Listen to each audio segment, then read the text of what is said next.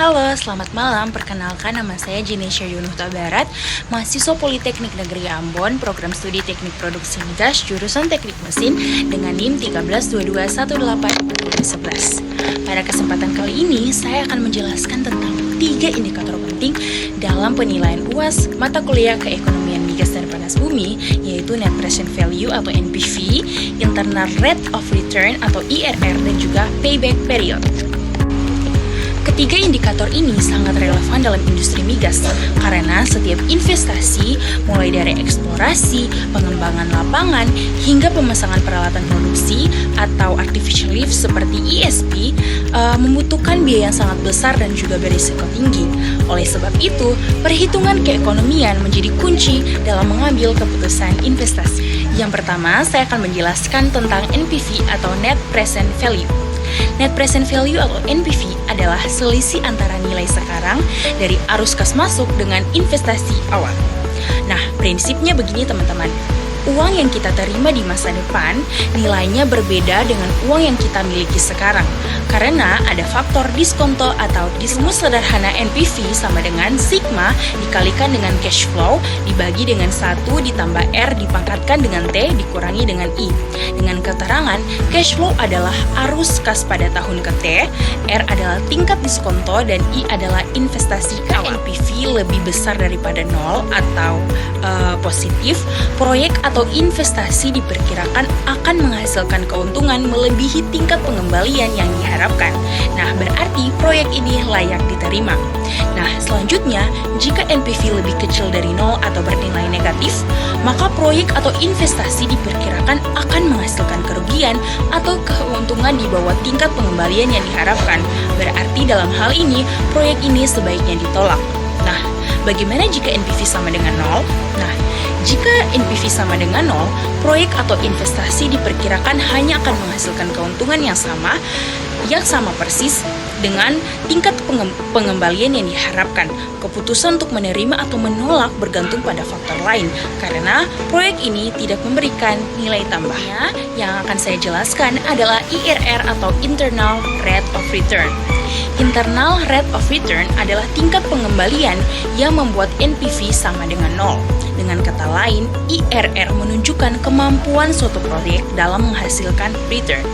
Aturan keputusan yang pertama, jika IRR lebih besar dari cost of capital atau biaya modal, maka proyek bisa diterima. Dan jika IRR lebih kecil, maka proyek saya akan jelaskan terakhir adalah payback period. Payback period adalah waktu yang dibutuhkan untuk mengembalikan modal awal.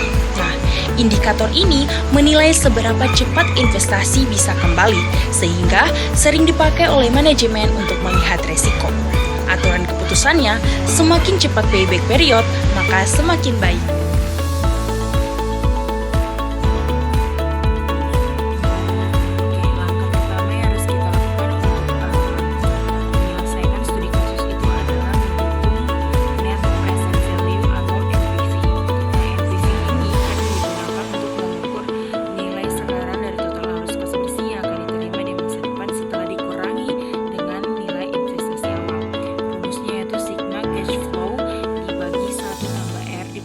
Dikurangi dengan I. Nah, langkah perhitungan kita perlu menghitung present value atau PV dari setiap arus kas tahunan, karena mengingat proyeksi arus kas bersih atau cash flow tahunan kita itu ada 5 tahun, dari tahun pertama sampai tahun kelima.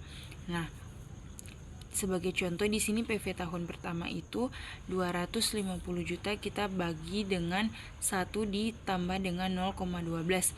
0,12 ini adalah nilai R atau nilai diskonto yang 12% itu tapi diubah menjadi desimal. Dipangkatkan dengan 1 yaitu tahun ke-1, maka kita dapat hasilnya Rp223.214.286. Nah, hal yang sama juga kita lakukan kepada tahun kedua, tahun ketiga, tahun keempat, dan juga tahun kelima.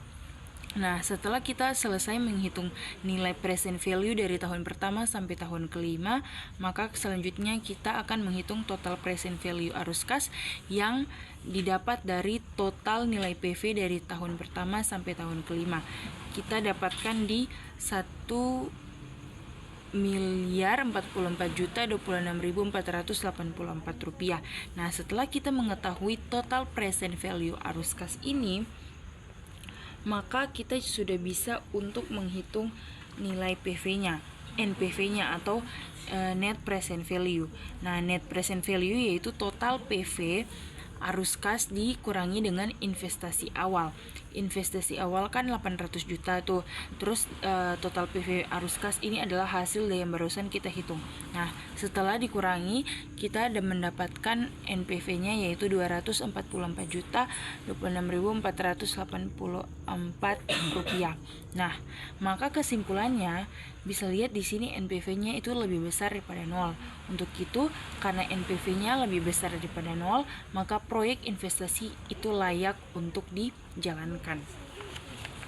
Nah, setelah kita selesai menghitung NPV, kita lanjut untuk menghitung internal rate of return atau IRR. Nah, IRR ini adalah tingkat diskonto yang akan membuat nilai NPV sama dengan 0 yang menunjukkan tingkat pengembalian real dari proyek.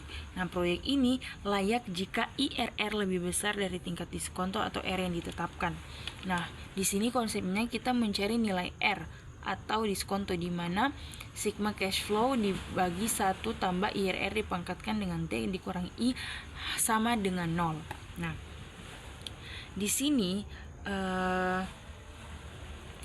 kita sudah tahu pada R12% itu NPV-nya adalah positif atau sebesar Rp244.26.484 rupiah berdasarkan perhitungan yang sudah dilakukan yang sudah melalui metode trial and error atau fungsi keuangan di kalkulator atau spreadsheet.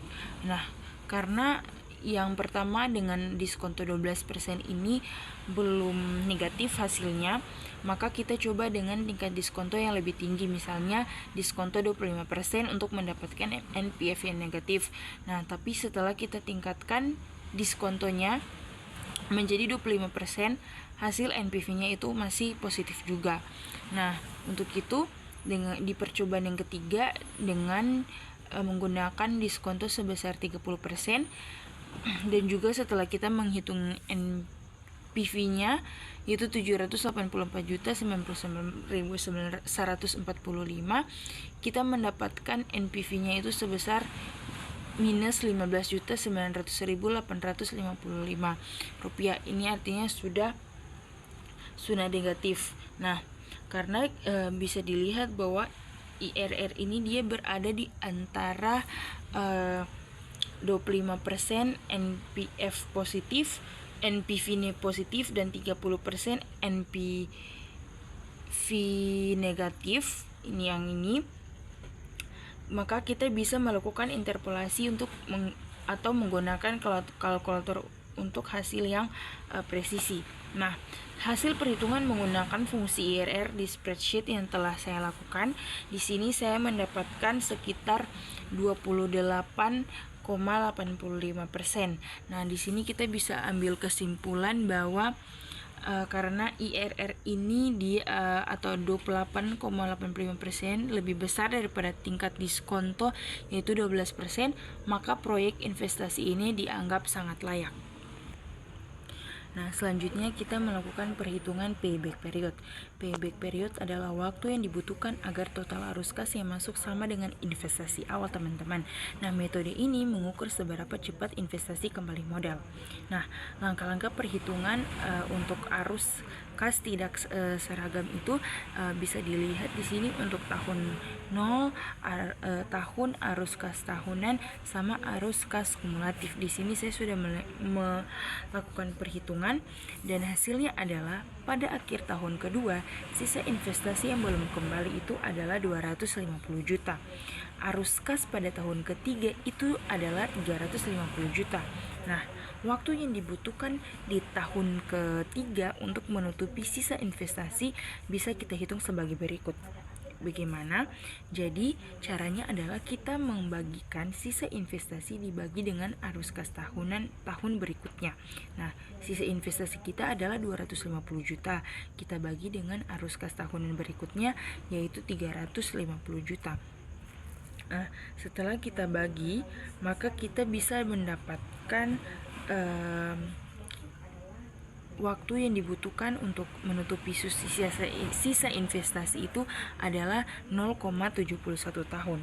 Nah, setelah kita mendapatkan nilai ini, maka kita bisa menentukan total payback period. Nah, jadi total payback period itu sama dengan 2 tahun kita tambahkan dengan 0,71 tahun, maka sama dengan 2,71 tahun. Ini berarti investasi akan kembali modal dalam waktu sekitar 2 tahun dan 8,5 bulan. Nah, jadi teman-teman, berdasarkan ketiga metode analisis investasi pembelian mesin baru oleh PT Manufaktur Jaya, direkomendasikan untuk dilanjutkan karena proyek ini menguntungkan, memberikan tingkat pengembalian yang tinggi, dan modalnya kembali dalam waktu yang relatif singkat. Teman-teman bisa lihat pada tabel yang sudah diberikan.